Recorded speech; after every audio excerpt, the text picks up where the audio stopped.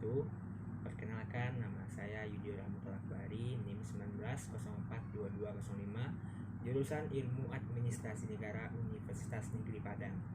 Jadi, saya akan menjelaskan bisnis plan dan nama perusahaan saya Tapai Co-Crunch. Sebelumnya, kita akan membahas apa itu bisnis plan.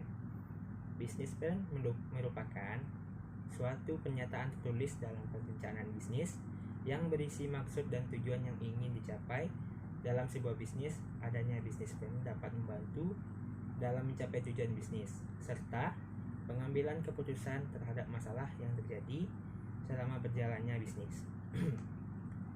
Yang kedua, manfaat bisnis plan.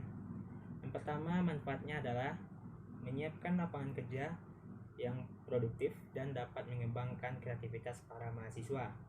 Yang kedua, menyiapkan kemampuan dalam memilih usaha yang sesuai di masyarakat. Yang ketiga, menyiapkan tenaga kerja yang profesional yang dibutuhkan oleh perusahaan. Yang keempat, memberikan pembekalan kepada mahasiswa untuk dapat berwirausaha. Selanjutnya, saya akan memperkenalkan latar belakang usaha dari Tapai Co-Crunch. Jadi, saya jelaskan dulu tapai itu apa. Tapai merupakan salah satu makanan tradisional Indonesia yang dihasilkan dari proses peragian atau fermentasi bahan pangan berkarbohidrat seperti singkong dan ketan. Tape ketan biasanya digunakan untuk bahan campuran minuman es kelapa muda. Ciri khas dari tape yaitu memiliki rasa yang manis, berbau asam, dan mengandung alkohol yang disebabkan dalam pembuatannya dilakukan melalui proses fermentasi. Kita lanjut slide berikutnya. Jadi profil dari perusahaan saya, yang pertama, nama perusahaan saya Tapai Co-Crunch. Tanggal berdiri 2020. Alamat perusahaan Padang, Jalan Patenggangan, Komplek Monang C14. Jenis perusahaan produksi rumahan. Jumlah karyawan cuma 1 orang. Produknya makanan. Jadi slide selanjutnya. Riwayat dari perusahaan Tapai Co-Crunch merupakan perusahaan produksi rumahan yang bergerak dalam pengolahan makanan yang memiliki rasa yang unik dan tentunya halal untuk dikonsumsi. Perusahaan ini dibentuk tahun 2020. Slide selanjutnya. Riwayat para pendiri. Jadi, para pendiri ini orang yang mendirikan perusahaan tersebut yang bernama Yudi Rahmatul Akbari, saya sendiri. Tempat tanggal lahir Padang 22 Juni 2001. Agamanya Islam. Jenis kelamin laki-laki. Alamat rumah Jalan Patenggangan Komplek Monang C14. Alamat kos tidak ada. Kontak person, jadi teman-teman boleh kontak ini dengan nomor 0895 3264 27259. Slide selanjutnya. Dari perusahaan Tapai Co-Crunch memiliki visi dan misi. Yang pertama, visi melakukan kombinasi makanan rasa dan unik dan membuat para konsumen ketagihan. Dan misinya, yang pertama, memastikan bahan dari makanan tidak mengandung unsur-unsur yang dilarang. Yang kedua, menciptakan makanan yang unik dari perpaduan rasa yang unik. Yang ketiga, melakukan rasa yang sedap. Yang keempat, menjual produk dengan harga yang sangat terjangkau. Yang kelima, kami utamakan rasa daripada harga. Slide selanjutnya, jenis usaha yang dikelola.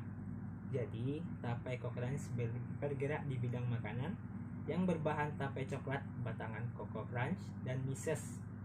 Saya mengembangkan usaha ini karena di lingkungan saya rasanya memiliki potensi yang sering mencoba hal-hal yang baru, maka saya membuat makanan yang unik.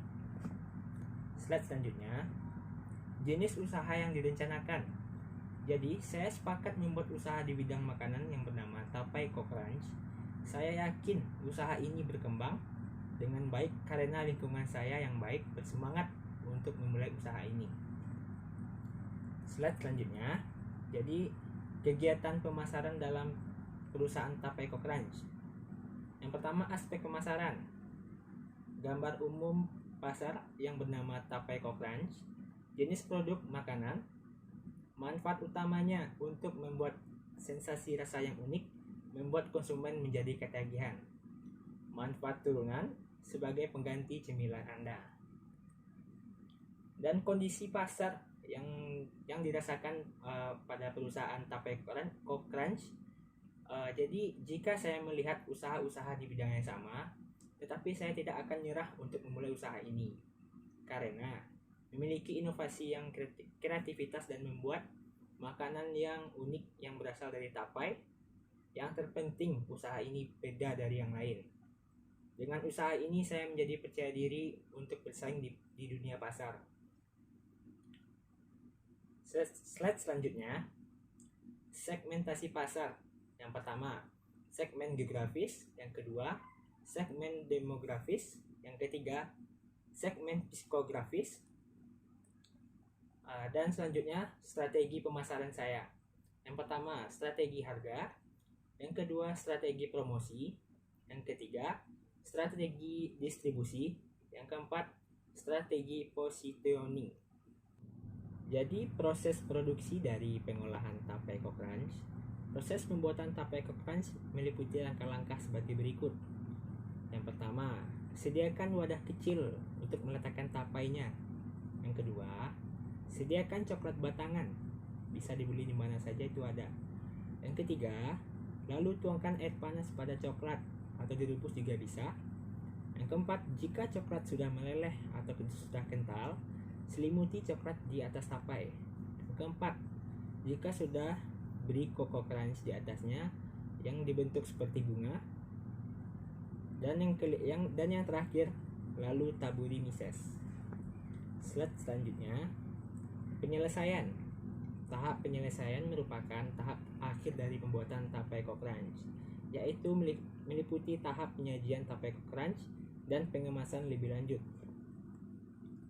Jadi dalam perusahaan Tapai Crunch tentunya ada faktor penghambat dan pendukung yang saya analisis SWOT setiap hari untuk memulai usaha yang dirintis untuk mengukur kemampuan usaha terhadap lingkungan atau pesaing, yaitu SWOT. Yang pertama, strength atau kekuatan. Jadi kekuatan dari perusahaan Tapai Crunch ini, yang pertama harga terjangkau, yang kedua produk yang terjamin halal, yang ketiga bahannya sangat mudah, yang keempat rasa yang unik, dan yang kedua weakness atau kelemahan. Kelemahan dari produk ini adalah yang pertama, tidak dapat bertahan lama. Yang kedua, produknya gampang jatuh. Yang ketiga, kurang variasi dalam produk. Dan selanjutnya, opportunity atau peluang. Yang pertama, tempat usaha yang sangat mudah untuk dikunjungi. Yang kedua, banyak teman sebaya yang suka akan tapai. Selanjutnya, threat atau ancaman. Adanya tiruan produk makanan yang berbagai oknum yang tidak punya kreativitas dan inovasi yang jelas. Sekian dari saya Jurah Rahmatullah Bari. Kalau ada kata-kata yang salah atau berbelit-belit, mohon dimaafkan. Assalamualaikum warahmatullahi wabarakatuh.